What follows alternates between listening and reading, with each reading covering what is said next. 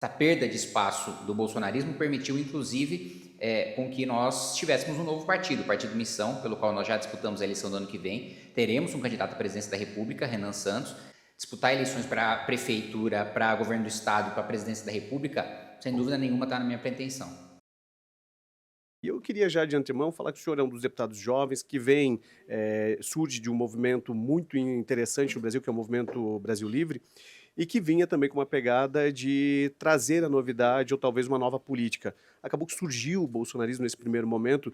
O senhor acredita que nesse contexto, tanto o movimento do MBL quanto os movimentos da juventude têm perdido algum espaço? O senhor acredita que ainda dá para conquistar e dá para realinhavar tudo isso? Eu acho o contrário agora, né? Acho que com a decadência do bolsonarismo, a gente tem ganhado cada vez mais espaço. Isso porque o bolsonarismo decepcionou muito em relação às contradições da própria campanha, né? Em nomear um petista para Procuradoria-Geral da República que acabou com a Operação Lava Jato, em afrouxar a lei de probidade administrativa, tentar aprovar uma PEC para blindagem de parlamentares. Então, essa perda de espaço do bolsonarismo permitiu, inclusive, com que nós tivéssemos um novo partido, o Partido Missão, pelo qual nós já disputamos a eleição do ano que vem. Teremos um candidato à presidência da República, Renan Santos. Então, acho que tem um corte geracional muito importante, né? A geração Z e os millennials estão cada vez ganhando mais espaço, né? Quando eu fui pré-candidato à Prefeitura de São Paulo em 2024, eu estava em primeiro lugar entre os eleitores de 16 a 24 anos de idade. Então, acho que essa transição de poder geracional coloca a gente do Movimento Brasil Livre e do Partido Missão na vanguarda.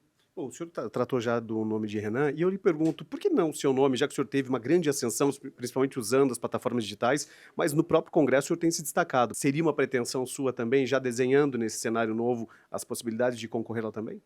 Olha, eu tenho dito que a minha experiência aqui no Congresso Nacional mostrou que definitivamente eu quero seguir para o executivo, que é uma mudança de mentalidade minha. Eu sempre pensei que, pela minha característica de debate e de pensamento estrutural no longo prazo, o parlamento seria o melhor lugar para mim. Mas eu percebi que no Brasil, o poder executivo tem até mais poder legislativo do que o legislativo, por meio de medida provisória, de projetos com urgência, de você mandar propostas de emenda à Constituição, de você construir maioria. E, para além disso, o próprio resultado do trabalho que é mais imediato, que é mais visível.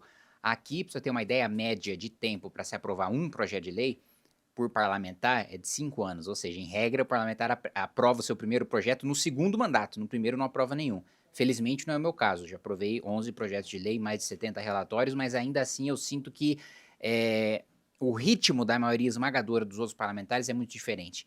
E eu dependo do ritmo deles, muitas vezes, para aprovar boa parte dos meus projetos de lei. Então, disputar eleições para prefeitura, para governo do estado e para a presidência da república, sem dúvida nenhuma está na minha pretensão.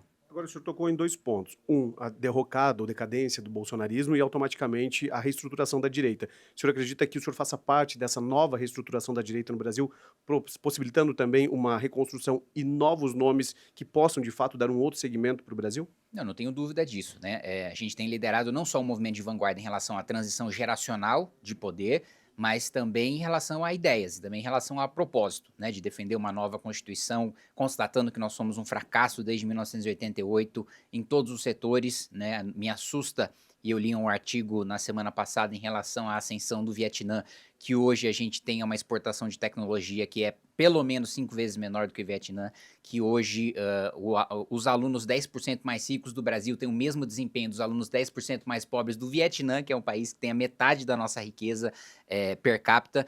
Então, sem dúvida nenhuma, essa mudança de gerações, primeiro, passa pelo Movimento Brasil Livre, que é primeiro o único movimento de direita independente não bolsonarista que nós temos no país hoje. E segundo, o único movimento de direita jovem que nós temos também.